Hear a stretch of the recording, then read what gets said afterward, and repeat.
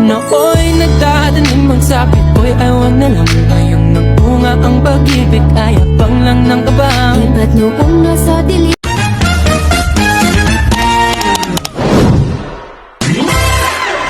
Hello mga kabeshi, magandang araw. Another day, another story na naman ang maririnig nyo ngayong araw. Pero bago yun mga kabeshi, I am Rachel as a content creator, kabeshi, isang single mom na pinipilit maging matatag para sa isang anak. Alam ba mga kabeshi na itong video na ito ay ginanap ng March 31? Dahil nga sa sobrang haba nito ay hindi ko agad natapos. Dahil nga mga kabeshi, sobrang ingay ng mga bata dito sa amin, kaya hindi ko agad naman maagang nagising ang babae sa araw na dahil nga isa yung anak ko sa magiging kinder completers. Alam niyo ba mga kabeshi na ako yata yung isa sa mga magulang na mas excited pa Sino sa ba anak. namang hindi may excited sa araw na ito? Pagkatapos nito, bakasyon na. So, bali mga kabeshi, hindi ko po pala pinakita diyan ng video na naglakad na lang kami ng ate Kasi ko. sabi namin, mga bata na lang yung unahin at isakay sa tricycle. At kami ng ate ko na lang yung naglakad. Pero hindi naman mahaba yung nilakad namin kasi may dumaan din naman na tricycle kaya pinasakay na lang kami. Hindi rin naman iba yung nagpasakay sa amin kasi tiyo hindi na. Alas 7 nga po pala ng umaga kami nakarating sa school at alas 8 naman yung Kaya simula. naman, may 1 hour pa kaming paghihintay. Habang siya. naghihintay ako, inayos ko yung aking anak kasi naman mga kabeshi, pagdating ko sobrang dugyot na naman. Ano naman mga Salamat. kabeshi, habang nag-voice over ako, nayayamat ako kasi naman yung mga manok sabay ng sabay, minsan ulilis, nayayamat na talaga ako. Habang gusto ko na lang mag-aaral. So, wala naman tayong magagawa kasi mga kabeshi, 2 araw na ito dito, hindi ko pa tapos. Kailangan tapusin Alam niyo ko ba, na. mga kabeshi, na habang naghihintay ako diyan, iniisip ko na lang na ang bilis pala ng panahon. Dati nasa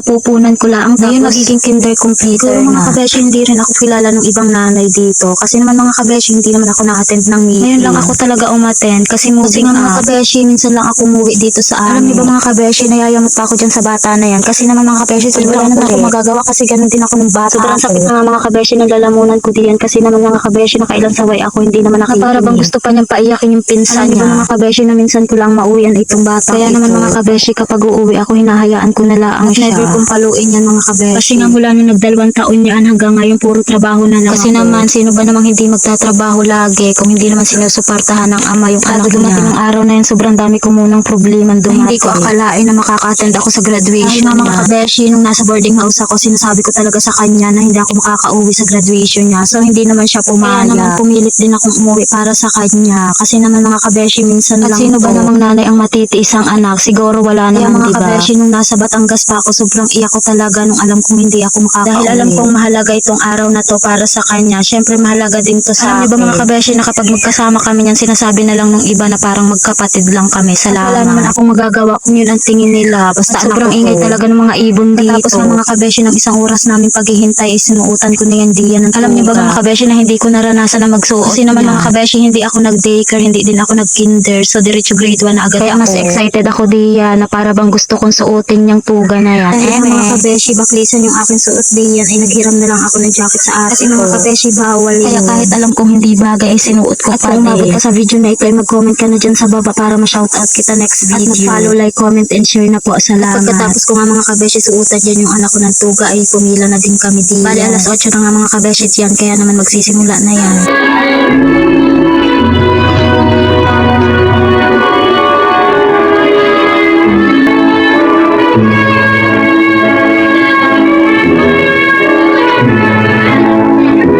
Sobrang saya ko nga mga kabeshi sa mga oras na Kasi yan. nga mga kabeshi bilang single Yung na. akala ko noon na hindi ko kaya, kaya ko pala.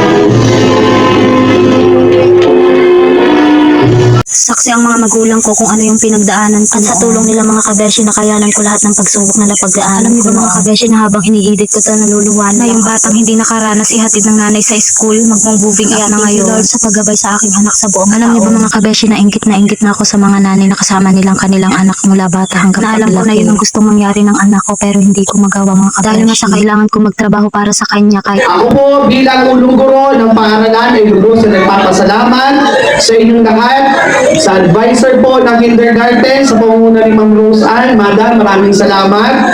Ipapasalamat din po ako sa mga magulang na walang humpay ang suporta sa kanilang mga anak at ngayon po ay nakatapos na kayo ng isang yugto pa lamang. Hayaan niyo po baunin ang isang katagan at sinasabi nga po, the furthest way to success is the first step.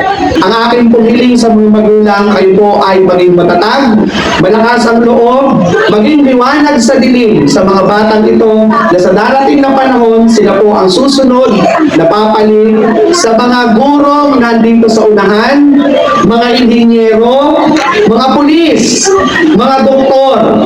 Dahil yan po ang ating ninanais. Dapat po ang Batang Monteverde tatak mahusay. Muli, magandang umaga po sa inyong lahat. Maraming salamat po sir sa isang napakaganda at napaka-inspiring na mensahe. Miss Miguel E. Castillo.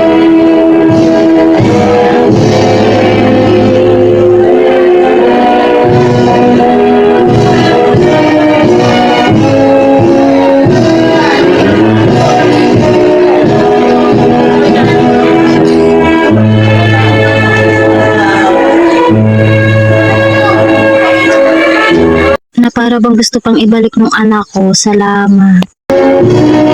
Miss Miguel E. Castillo. Sasabihin siya the word. Para maasahan the word. People giver and collaborative in the word.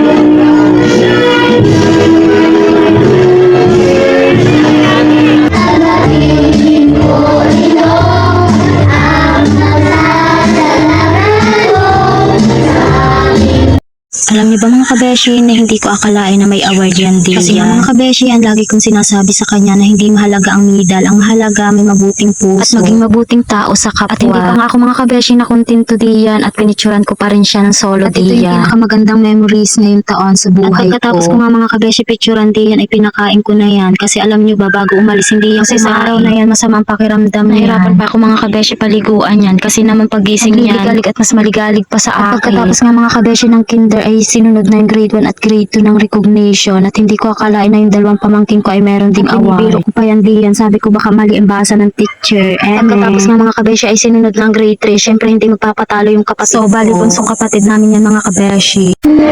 Grayson F. Gamba. Batang Masigasig Award. Disiplinado Ako Award. Fortress Kid Award. Extra Minor Award. Alam niyo ba mga kabeshi na may lagnat din yung kapatid ko na yan. Grayson F. Gamba with honors. O diba mga kabeshi, 2 beses si inay umakyat sa isa. Kasi naman mga kabeshi, bukod sa with honor, may award na kahit may lagnat hindi mo makikitang matamlay ang bata. Alam niyo ba mga kabeshi na inedit ko tong video na ito na hindi sa pagmamayabang. Kundi pinapakita ko kung gaano ako ka-proud sa aking kapatid at sa akin. At ganun din sa aking mga pamangkin na may iba't ibang katangian. Siya mga kabeshi at natatapos na pala ito. Ay siya mga kabeshi at hanggang dito na lang. Thank you sa mga nanood. See you next video.